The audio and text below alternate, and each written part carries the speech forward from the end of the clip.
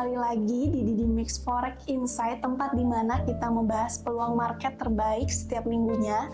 Sudah bersama saya Dita, salah satu trading analis di Didi Mix, dan tentunya saya juga nggak sendirian. Saya bersama Miss Melina, salah satu trading profesional dari Didi Mix. Oke, kita mulai aja langsung ke Q&A-nya. Oke, untuk pertanyaan pertama, kenapa core PPI month per month AS yang turun negatif 0,1 penting buat trader forex, Miss? Oke, ketika core PPI turun, ini menunjukkan tekanan harga dari sisi produsen ikut melemah. Situasinya bikin pasar melihat inflasi bisa menurun, sehingga ekspektasi kenaikan suku bunga The Fed melemah. Dampaknya, dolar bisa kehilangan tenaga karena investor mengurangi spekulasi kenaikan bunga. Trader bisa memanfaatkan momentum ini untuk mencari peluang di pair USD, terutama jika ada kelanjutan pelemahan dolar di sesi berikut. Oke, ke pertanyaan kedua. Core retail sales AS naik positif 0,7%. Apa artinya buat market, Miss? Kenaikan ini menunjukkan konsumsi masyarakat masih solid yang bisa menimbulkan kekhawatiran inflasi tetap kuat. Kalau inflasi tetap tinggi, The Fed bisa menunda pemangkasan suku bunga. Trader bisa menjadikan momen ini sebagai peluang mengikuti potensi penguatan USD dalam jangka pendek. Oke, next ke pertanyaan berikutnya. Retail sales AS ikut naik positif 0,6%, bukannya makin bikin pasar bingung? Kenaikan ini menegaskan ekonomi Amerika Serikat masih kuat dari sisi daya beli. Tapi situasinya bikin The Fed sulit lebih dovish karena tekanan belanja tinggi bisa memicu inflasi. Ini membuat pasar makin sensitif terhadap pernyataan pejabat Fed berikutnya. Trader bisa mengambil peluang dengan mengikuti kondisi dolar yang biasanya cenderung menguat setelah data konsumtif solid. Oke, pertanyaan berikutnya. CPI Australia positif 3,5% sesuai ekspektasi. Pengaruhnya apa buat AUD?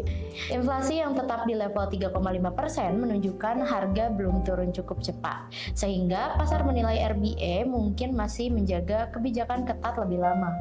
AUD bisa menguat sebagai respon pasar yang menilai suku bunga mungkin tetap tinggi lebih lama. Oke, pertanyaan berikutnya. Suku bunga RBNZ tetap positif 2,25%. Apa yang dibaca market, Miss?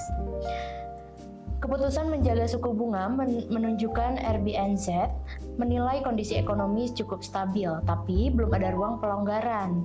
Market biasanya merespon dengan memantau nada pernyataan Gubernur RBNZ dalam press conference. Trader bisa mengambil momentum dari volatilitas yang biasanya muncul setelah konferensi. Oke, pertanyaan berikutnya. Klaim pengangguran AS turun ke 220K. Kenapa ini sering menggerakkan USD, Miss? Oke, data tenaga kerja yang membaik menunjukkan ekonomi masih kuat dan pasar kerja solid. Yang bisa membuat The Fed tetap hawkish lebih lama, USD sering mendapat dorongan positif dari sentimen ini, sehingga trader bisa mencari peluang mengikuti penguatan dolar jika momentumnya berlanjut. Berikutnya, apa yang bakal ditunggu trader dari rilis prelim GDP AS? GDP adalah indikator utama pertumbuhan ekonomi. Kalau ternyata lebih rendah dari ekspektasi, pasar bisa menilai perlambatan ekonomi mulai terasa. Ini bisa melemahkan dolar karena investor menilai Fed mungkin akan melonggarkan kebijakan lebih cepat.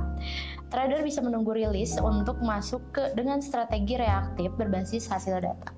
Terakhir, pertanyaan terakhir, GDP Kanada naik ke positif 0,2%. Apa artinya buat CAD, Miss? Kenaikan ini menunjukkan perbaikan ekonomi setelah sebelumnya minus. Tapi, kalau dianggap belum cukup kuat menekan inflasi, pasar bisa menilai Bank of Canada belum tentu langsung menaikkan bunga. Trader bisa mencari peluang pada volatilitas CAD yang biasanya meningkat setelah rilis GDP bulanan. Oke sobat trader, mungkin sekian dari pembahasan Forex Insight minggu ini. Semoga bermanfaat. Happy trading!